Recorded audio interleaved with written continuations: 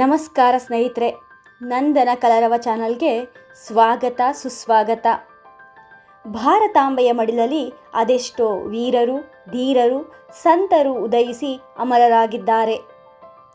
ಆದರೆ ಇಂದಿಗೂ ಜನಮಾನಸದಲ್ಲಿ ಚಿರಸ್ಮರಣೀಯವಾಗಿದ್ದಾರೆ ಹಾಗೂ ಅದೆಷ್ಟೋ ಯುವ ಜನತೆಯ ಬದುಕಿಗೆ ಸ್ಫೂರ್ತಿದಾಯಕರಾಗಿದ್ದಾರೆ. ಅಂಥವರ ಜೀವನ ಚರಿತ್ರೆಯನ್ನು ತೆರೆದಿಡುವ ಒಂದು ಸಣ್ಣ ಪ್ರಯತ್ನ ಮತ್ತು ನನ್ನ ಮತಿಗೆ ತಿಳಿದಷ್ಟು ನಿಮಗೆ ಉಣಬಡಿಸುತ್ತೇನೆ. ಅದು 1863ನೇ ಕಾಲಮಾನ. ಭಾರತ ಸಂಪೂರ್ಣ ಅಂಧಕಾರದಲ್ಲಿ ಮುಳುಗಿದಂಥ ಸಮಯ. ಒಂದು ಕಡೆ ಪಾಶ್ಚಾತ್ಯರ ದಾಸ್ಯ, ಮೌಢ್ಯ, ಅಜ್ಞಾನ, ಅಂಧಕಾರ, ಕೀಳಿರಿಮೆಗಳು, ಶ್ರೇಷ್ಠತೆಗಳ ರೋಗಗಳು, ಒಟ್ಟಾರೆಯಾಗಿ ಭಾರತದ ಸಾಂಸ್ಕೃತಿಕ ಮತ್ತು ಧಾರ್ಮಿಕವಾದ ಅಸ್ತಿತ್ವಕ್ಕೆ ಧಕ್ಕೆ ಉಂಟಾದಂತಹ ಸಮಯ. ಗೀತೆಯಲ್ಲಿ ಆ ಭಗವಂತನು ಹೇಳಿದಂತೆ, ಪರಿತ್ರಾಣಾಯ ಸಾಧೂನಾಂ ವಿನಾಶಾಯ ಚತುಷ್ಕೃತಾಂ ಧರ್ಮ ಸಂಸ್ಥಾಪನಾರ್ಥಾಯ ಸಂಭವಾಮಿ ಯುಗೆ ಯುಗೆ. ಅಧರ್ಮವನ್ನು ನಾಶ ಮಾಡಿ ಧರ್ಮವನ್ನು ಪುನಃ ಸ್ಥಾಪನೆ ಮಾಡಲು ಮತ್ತೆ ಅವತರಿಸುತ್ತೇನೆ.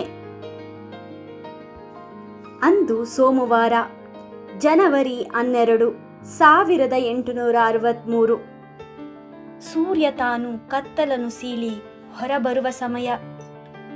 ಆ ಸಮಯದಲ್ಲಿ ಕೋಟಿ ಸೂರ್ಯರ ಕಾಂತಿಯನ್ನು ಹೊತ್ತ ದಿವ್ಯ ಪ್ರಭೆಯು ತಾಯಿ ಭುವನೇಶ್ವರಿಯ ಮಡಿಲು ತುಂಬಿತ್ತು.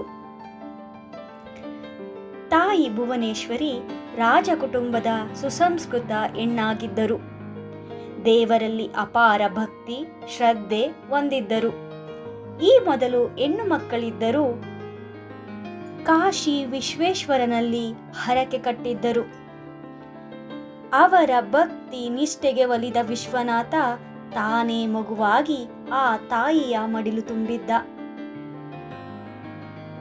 ತಂದೆ ವಿಶ್ವನಾಥ ದತ್ತರು ಕಲ್ಕತ್ತಾ ಹೈಕೋರ್ಟಿನಲ್ಲಿ ಸರ್ಕಾರಿ ವಕೀಲರಾಗಿದ್ದರು. ಇಂಗ್ಲಿಷ್ ಮತ್ತು ಪರ್ಷಿಯನ್ ಭಾಷೆಗಳಲ್ಲಿ ಪ್ರವೀಣರಾಗಿದ್ದರು. ಧಾರ್ಮಿಕ ಮತ್ತು ಸಾಮಾಜಿಕ ವಿಷಯಗಳಲ್ಲಿ ವಿಚಾರವಾದಿಯೂ ಪ್ರಗತಿಪರ ಮನೋಭಾವನೆಯುಳ್ಳವರೂ ಆದ ಅವರು ಬಡ ಜನರಲ್ಲಿ ಅಪಾರ ಸಹಾನುಭೂತಿ ಹೊಂದಿದ್ದರು. ಪ್ರತಿನಿತ್ಯ ಮನೆಯಲ್ಲಿ ಅನ್ನದಾಸೋಹ, ಭಜನೆ, ಧಾರ್ಮಿಕ ಗ್ರಂಥಗಳ ಪಠಣೆ ಮತ್ತು ಆಧ್ಯಾತ್ಮ ಚಿಂತನೆ ಇವುಗಳಲ್ಲಿ ಭಾಗಿಯಾಗುತ್ತಿದ್ದರು.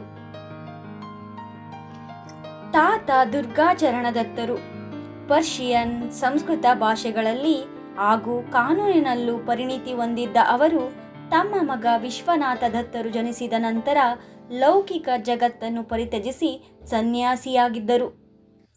ಆಗ ಅವರಿಗೆ ಕೇವಲ 25 ವರ್ಷ. ಇಂತಹ ಆಹ್ಲಾದಕರ ಪರಿಸರದಲ್ಲಿ ಜಗತ್ತಿನಲ್ಲಿ ಅಧರ್ಮದಿಂದ ಆವರಿಸಿದ್ದ ಅಜ್ಞಾನವನ್ನು ತೊಲಗಿಸಲು ಆ ಬೆಳಕಿನ ಪುಂಜ ಮತ್ತೆ ಹುಟ್ಟಿ ಬಂದಿತ್ತು.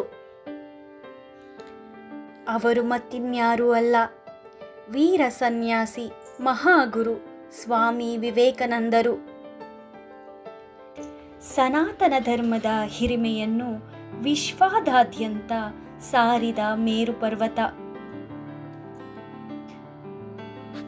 ಜನನಿ ತಾನೇ ಮೊದಲ ಗುರುವು, ಆ ಜನನಿಯಿಂದ ಪಾಠ ಕಲಿತ ಜನರು ಧನ್ಯರು.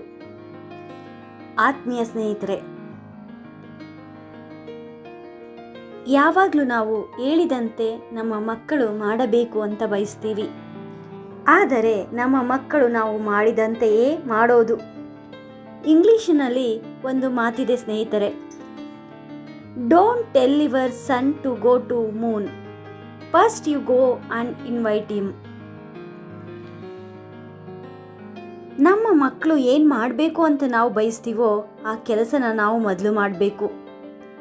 ಉತ್ತಮ ಬೀಜಗಳನ್ನು ಬಿತ್ತಿದರೆ ಮಾತ್ರ ಉತ್ತಮ ಬೆಳೆ. ಉತ್ತಮ ಸಂಸ್ಕಾರವನ್ನು ಕಲಿಸಿದರೆ ಮಾತ್ರ ನಮ್ಮ ಮಕ್ಕಳು ಉತ್ತಮ ಪ್ರಜೆಗಳಾಗುತ್ತಾರೆ.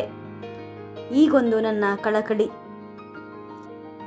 ಮುಂದಿನ ಸಂಚಿಕೆಯಲ್ಲಿ ಸ್ವಾಮಿ ವಿವೇಕಾನಂದರ ಬಾಲ್ಯ ಮತ್ತು ವಿದ್ಯಾಭ್ಯಾಸದ ಬಗ್ಗೆ ತಿಳಿಯೋಣ. ಧನ್ಯವಾದಗಳು.